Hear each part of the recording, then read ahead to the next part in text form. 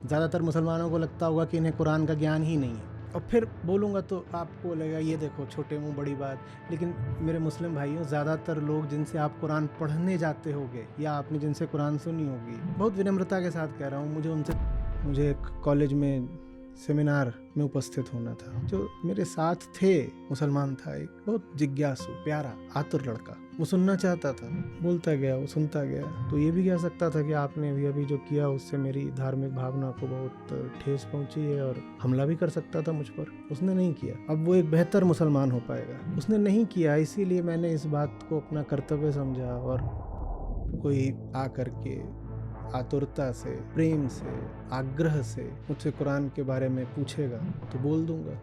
ये मत पूछो कि मैंने कुरान के बारे में बोला क्यों नहीं। ये पूछो कि पूरी ईमानदारी से देखो कि क्या सही है तुम्हारे लिए, और जो सही है तुम्हारे लिए फिर उसमें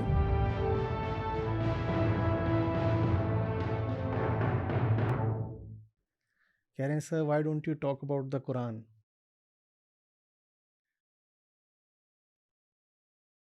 कुरान पढ़ी भी है। इस्लाम दुनिया का सबसे बड़ा दूसरा धर्म है, विशिष्ट एक पंथ है वो। तो ऐसा तो नहीं होगा कि उसके ग्रंथ को मैं अपनी यात्रा में पढ़ूंगा नहीं। पढ़ी भी है, उस पर चर्चा भी करी है, और अगर अभी पढ़ी होंगी तो कुरान पे 2-4 चर्चाएं तो शायद रिकॉर्डेड भी पढ़ी होंगी।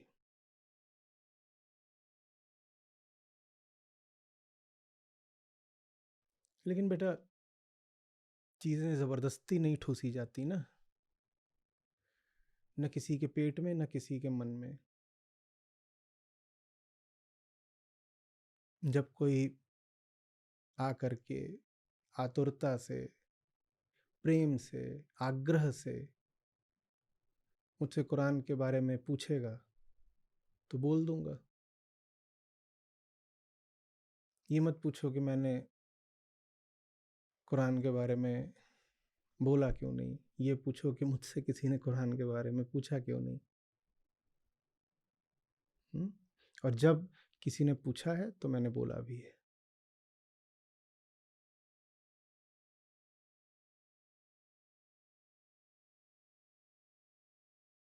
जितना रिकॉर्डेड मिलेगा उससे ज़्यादा बोला है। एक ट्रेन यात्रा मुझे याद है, यहाँ से लखनऊ तक की थी। दिल्ली से लखनऊ की जो गाड़ियाँ होती हैं ना, वो सब ऐसी होती हैं कि वो रात में ही चलती हैं 9-10 बजे, और सुबह पहुँचती हैं 6-7 बजे। लखनऊ मेल और ये जितनी भी हैं,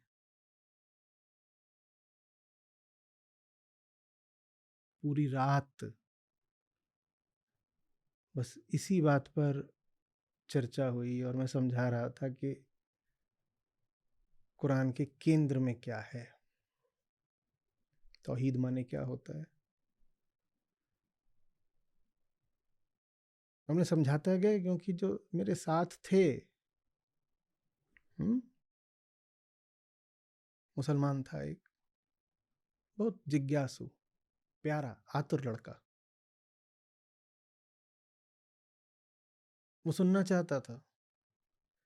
वहाँ सुबह सुबह पहुँच करके मुझे एक कॉलेज में सेमिनार में उपस्थित होना था। मेरे लिए भी एक झंझट की बात थी कि मैं रात भर बात ही करता गया, फिर जाऊं और वहाँ से मैं सीधे जाऊं और होटल में चेक इन करूं, और वहाँ से सीधे सेमिनार चला जाऊं। लेकिन वो सुनने वाला इतना आग्रही था कि मेरे लिए ये आनंद की बात हो गई कि मैं उससे बात कर रहा हूँ।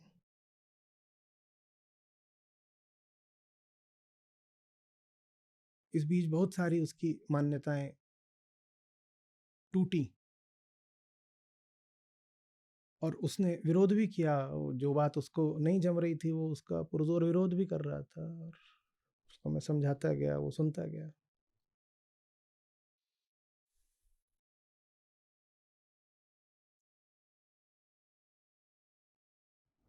उसको अच्छा लग रहा था। वो ये नहीं सोच रहा था कि अरे इससे तो मेरी मान्यताएं टूट रही हैं और मेरे विश्वासों पर आघात हो रहा है।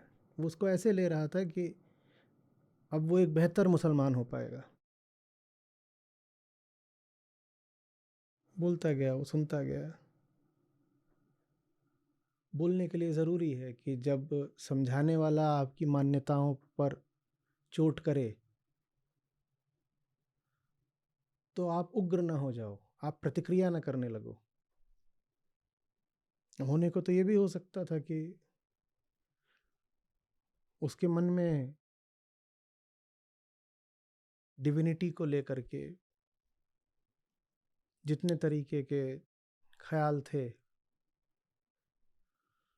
जब वो देखता कि उन पर चोट पड़ रही है तो कहता है कि ये आदमी, ये तो आचार्य है, ये हिंदू है, वो मुझे काफिर बोल सकता था। ये तक कह सकता था कि हमारे ग्रंथ पर टीका टिप्पणी करने वाले आप कौन होते हैं, मुझे आपकी बात नहीं सुननी। और मैं जब बात करता हूँ तो खुलकर करता हूँ। तो ये भी कह सकता था कि आपने अभी अभी जो किया उससे मेरी धार्मिक भावना को बहुत ठेस पहुंची है, और हमला भी कर सकता था मुझ पर। उसने नहीं किया। उसने नहीं किया, इसीलिए मैंने इस बात को अपना कर्तव्य समझा और आनंद समझा इस बात में कि मैं रात भर जग कर उससे बात करूं।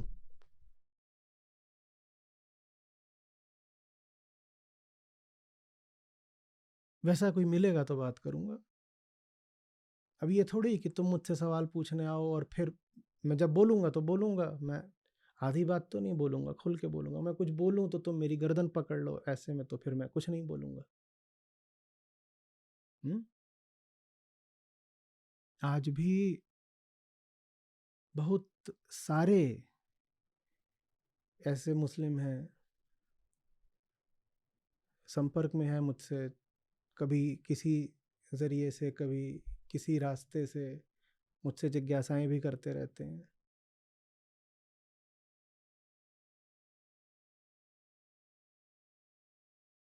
कभी कुरान से मुझे वो कोई वक्तव्य भेज देंगे और कहेंगे कि आप बताइए इसका असली अर्थ क्या होगा। मैं बताता हूँ उनको।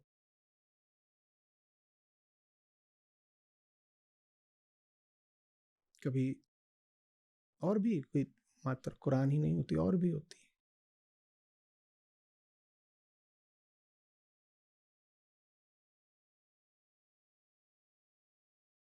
तो कभी कहीं से कोई चीज़ भेजेंगे और कहेंगे कि आम तौर पर हमारे यहाँ पर इसका मतलब ये समझा जाता है।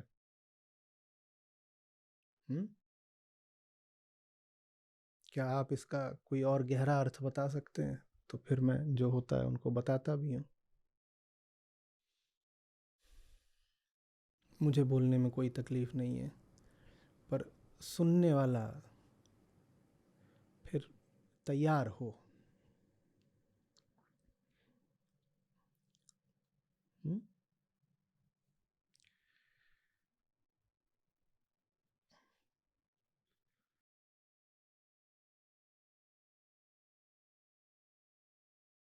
कई बार टिप्पणियाँ आती हैं, जैसे मैं कुछ बोल दूँगा, ख़ासकर जब मांस वगैरह के बारे में कुछ बोलूँगा या और भी बहुत सारे मुद्दे, तो उस पर मुस्लिम बंधुओं की ओर से टिप्पणियाँ आती हैं कि अरे आप पहले जा कर के कुरान पढ़िए तो आपको पता चलेगा। कई बार जो मेरी प्रशंसा भी करना चाहते हैं मुस्लिम वर्ग में से, वो ऐसे कहते हैं कि आपने जो बात बोली, आपको पता है कुरान में भी लगभग ऐसा कुछ लिखा हुआ है। तो जो मेरा विरोध करना चाहते हैं, जो प्रशंसा करना चाहते हैं, उन दोनों में एक बात साझी रहती है। वो मुझसे कहते हैं कि आप जाकर कुरान पढ़िए। इनको क्यों लगता है मैंने नहीं पढ़ी होगी? और पढ़ी माने ऐसे नहीं कि जैसे उपन्यास पढ़ा जाता है, पढ़ा वैसे ही जैसे कोई ग्रंथ पढ़ा जाता है।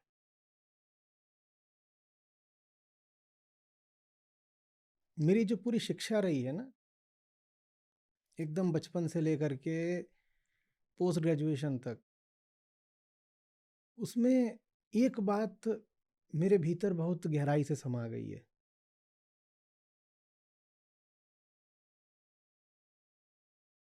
बिना तैयारी के परीक्षा मत देना और बिना पढ़े बोलना मत।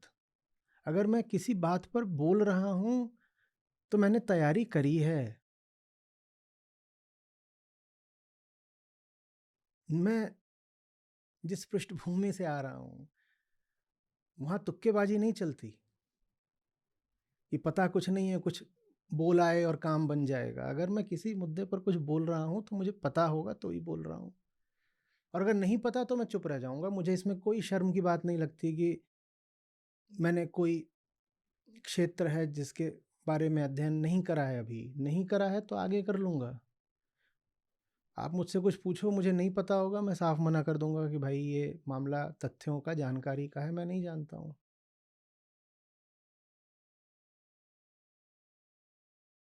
पर जिस क्षेत्र को मैंने अपना जीवन बनाया है उसके मैं ग्रंथ नहीं पढ़ूंगा, ये कैसे संभव है?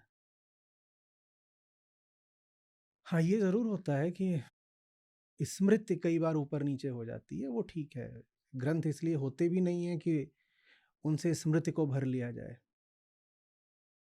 कोई चीज़ मैंने 15 साल 20 साल पहले पढ़ी थी, हो सकता है मुझे उसकी डिटेल्स विवरण ना याद हो। कोई मुझसे पूछे कि साहब बताइए, हाँ, कि कौन सा श्लोक है, कोई फलाना दोहा दे दिया कि इसको पूरा बता दीजिए।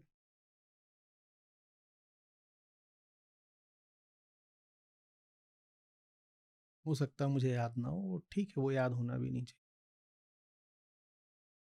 लेकिन इतना मैं आपसे बोले देता हूँ, और अजीब लग रहा है बोलना भी, कि पढ़े मैं सब बैठा हूँ और अच्छे से पढ़ के बैठा हूँ, क्योंकि मैंने कोई परीक्षा पास करने के लिए नहीं पढ़ा।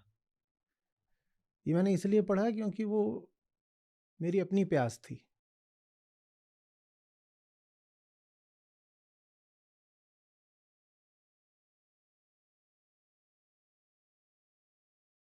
खासकर मेरी बात से जिन लोगों को थोड़ा सा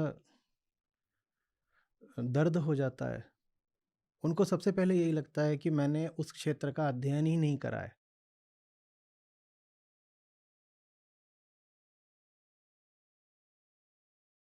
कई तो होशियार आकर के यहाँ तक लिख रहे हैं, अभी भी लिख रहे हैं कि आप पहले जा कर के ना गीता का दूसरा अध्याय पढ़िए और फलाना श्लोक बता रहे हैं, आप ये श्लोक देखिए, आपने आज तक पढ़ा नहीं होगा।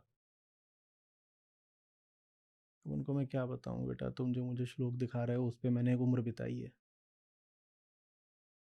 तुम्हारे लिए वो एक श्लोक है, मेरे लिए वो जिंदगी है। लेकिन लोगों को पता नहीं क्यों मुझे देख कर यकीन नहीं होता कि मैं पढ़ा लिखा आदमी हूँ। उनको लगता है मैं ऐसे ही आ गया हूँ और सामने किसी ने एक माइक रख दिया और मैंने बोलना शुरू कर दिया है।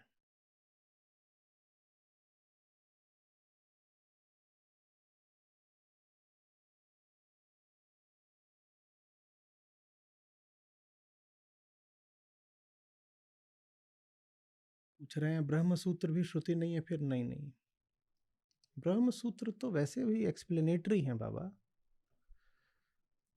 वेद व्यास बादरायण नाम भी जुड़ा हुआ है।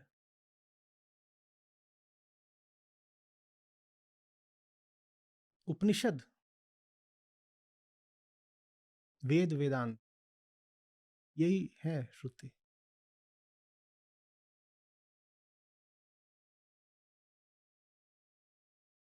पर जो बात मैंने कहा था ना कि गीता पर लागू होती है, कि उसे उपनिषदों के समकक्ष मान लिया गया है, बराबरी का, वही बात ब्रह्म सूत्र पर भी।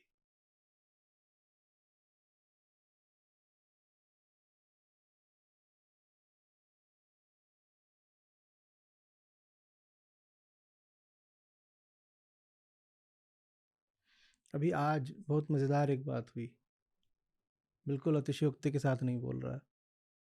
सुबह मैं घर पे था तो वहाँ पे पुराने कागज़ उलटने पलटने लगा, तो वहाँ अपने हाथ से लिखे हुए मुझे पुराने कुछ दस्तावेज़ मिले, और उसमें मेरी अपनी कविताएं थीं जो मैंने कोई 12 की उम्र में लिखी थी, कोई 14 की उम्र में लिखी थी। उसमें दो मुझे बड़े बड़े पत्र, इतने बड़े निबंध नुमा पत्र मिले जो मैंने अखबारों के संपादकों को लिखे थे,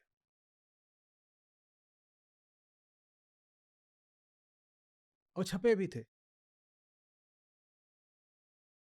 और वो मैं पढ़ कर के खुद हैरान रह गया। मैंने कहा 12-14 की उम्र में ये जो लड़का है,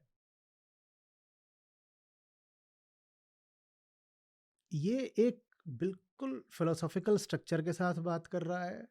भाषा पर इसकी पकड़ इतनी मजबूत है कि मैं आज 46 का होके भी नहीं कह सकता कि इस 14 साल के लड़के से मेरी भाषा आज भी बेहतर है। और इस लड़के की जियोपॉलिटिकल अवेयरनेस भी ज़बरदस्त है, जबकि इंटरनेट नहीं था उस समय। उस वक्त इसको इतना कैसे पता चला? धारा प्रवाह लिखा हुआ है, और एक पन्ना नहीं है वो पत्र भी 10 पन्ने का है कम से कम। और एक पत्र नहीं है, कई पत्र हैं। वो लिखता है बैठ करके अखबारों को। मैं पढ़ता रहा हूँ वो। मैं देखूंगा उसमें से कुछ अगर कम्युनिटी पे शेयर हो पाए तो, क्योंकि जो मैंने लिखा है वो अभी अगर आ गया सामने तो उससे थोड़ी सी समस्या हो सकती है, जिस तरह का माहौल है।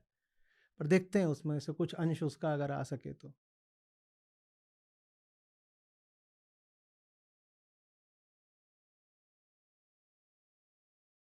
मैंने सचमुच पढ़ा है। और मैं 14 की उम्र में भी उतना पढ़ चुका था जितना अधिकांश बहुत पढ़े लिखे लोग अपनी पूरी जिंदगी में नहीं पढ़ते।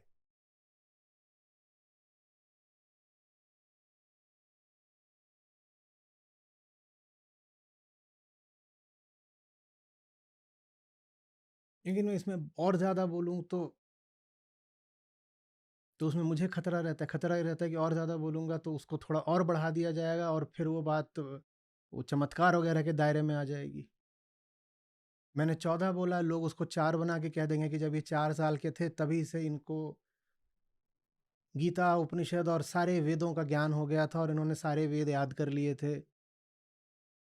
और फिर मामला अंधविश्वास के दायरे में चला जाएगा। तो वो सब मैं नहीं बोलना चाहता उस तरीके से।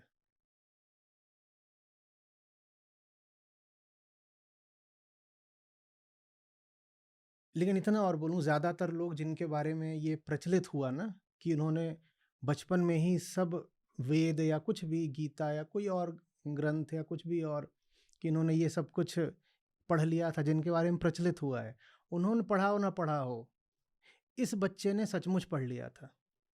4 की उम्र में नहीं, ईमानदारी की बात। पर हाँ, 8, 10, 12 की उम्र आते आते, और ये नहीं कह रहा कि सब समझ में आ गया था, पर जितना उस समय समझ में आ सकता है।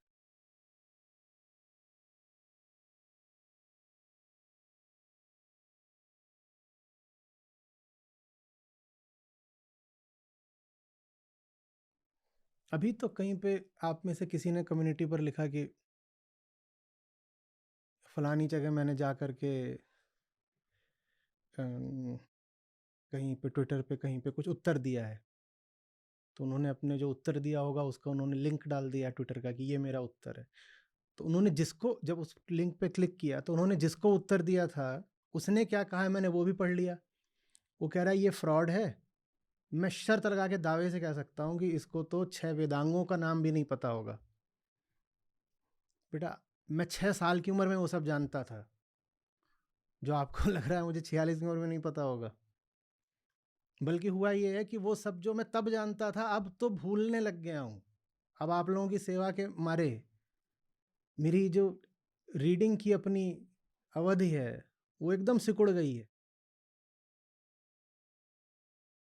लेकिन मैं 6 साल के बच्चे की बात करूं तो फिर वो चमत्कार वगैरह का खेल शुरू हो जाएगा, वो हमें खेलना नहीं है। लेकिन पता नहीं कुछ मेरी सूरत अजीब है, समस्या है कि मुझे देख के लोगों को लगता है कि अनपढ़ टाइप का आदमी है कुछ। हम्म। ये तो मुझे बहुतों ने बोला कि बदमाश लगते हो शक्ल से। कोई बोलता गुंडा लगता है, कोई कुछ, कई तरीके के इल्ज़ाम लगते हैं। बोले इसको देख के डर लगता है, खतरनाक है। चलो गुंडा बोल लो, खतरनाक बोल लो। पर अशिक्षित नहीं हूँ भाई।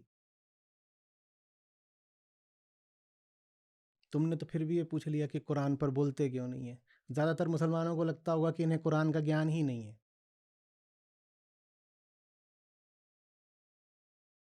और फिर बोलूँगा तो आपको लगेगा ये देखो छोटे मुंह बड़ी बात, लेकिन मेरे मुस्लिम भाइयों, ज़्यादातर लोग जिनसे आप कुरान पढ़ने जाते होगे या आपने जिनसे कुरान सुनी होगी, बहुत विनम्रता के साथ कह रहा हूँ, मुझे उनसे ज़्यादा कुरान का ज्ञान है, क्योंकि वो क्या बातें बोलते रहते हैं मैंने वो भी पढ़ी हैं, और जो बोलते रहते हैं वो बात कुरान की नहीं है, वो बात उनकी अपनी मान्यता की है।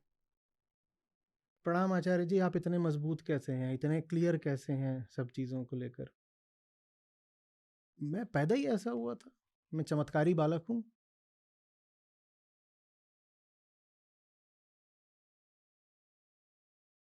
मेरी नानी शिव की उपासक थी, महादेव की। तो मेरी नानी ने ज़बरदस्त तरीके से प्रार्थना करी महादेव से।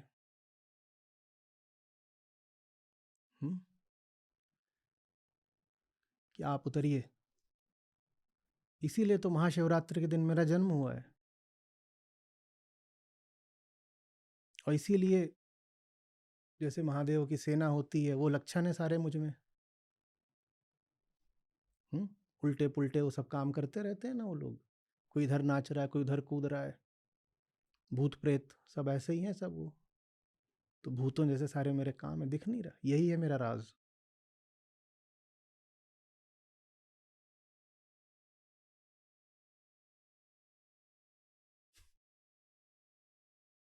इसीलिए मैं उग्र बहुत हूँ, क्योंकि महादेव को कुछ बनाना तो होता नहीं, उन्हें तो बस सब लीन करना होता है, प्रलय करते हैं तांडव में।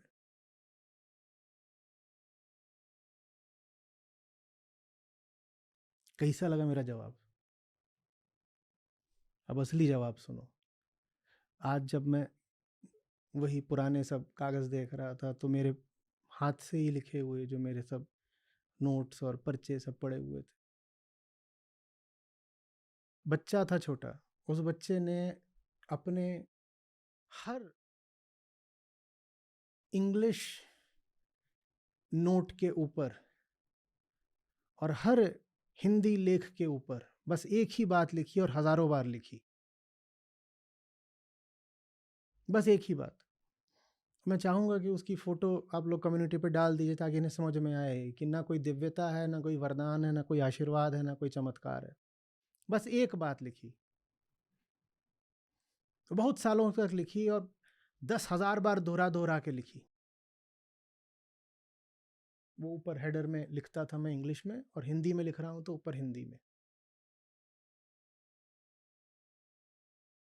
कोई बहुत दैदीप्यमान शब्दों में नहीं, अरे बाप रे बाप कितनी गजब की बात बोल दी है, आध्यात्मिक, कम से कम काव्यात्मक ना, कुछ नहीं, बहुत साधारण बात। जानते हो क्या लिखता था? लिखता था hard work is the key to success. Hindi में लिखता था श्रम की सीपी में सफलता का मोती ढलता है।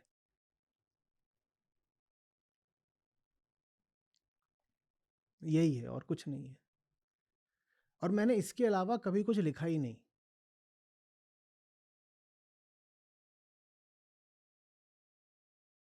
8 सब्जेक्ट्स हों, 10 सब्जेक्ट्स हों, चौथी क्लास हो, 5वीं क्लास हो, 12वीं क्लास हो, जब तक नोटबुक चली, जब नोटबुक ही चलनी बंद हो गई कॉलेज वॉलेज में आके, तो फिर ये सब भी बंद हो गया।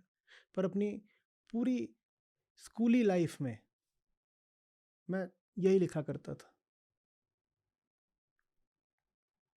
कभी कभार नहीं, सिर्फ यही, हर जगह। इतिहास, साहित्य, गणित, विज्ञान, अंग्रेजी, कुछ हो, बस यही, hard work is the key to success. कितनी साधारण सी बात है, इसमें कुछ विशेष लग ही नहीं रहा। हाँ, यही जो साधारण सी बात है, बस यही थी, कुछ विशेष नहीं। बोला था ना आपसे कि अपनी पूरी जिंदगी मैं फाइटर रहा हूँ, बस वही है और कुछ नहीं है। Hard work is the key to success. कहीं तो अजीब सी बात लग रही है, कुछ थोड़ा आध्यात्मिक बात लिखी होती। कितनी साधारण बात है, ये साधारण बात ही है भाई, मेरे पास कोई आध्यात्मिक सूत्र नहीं है।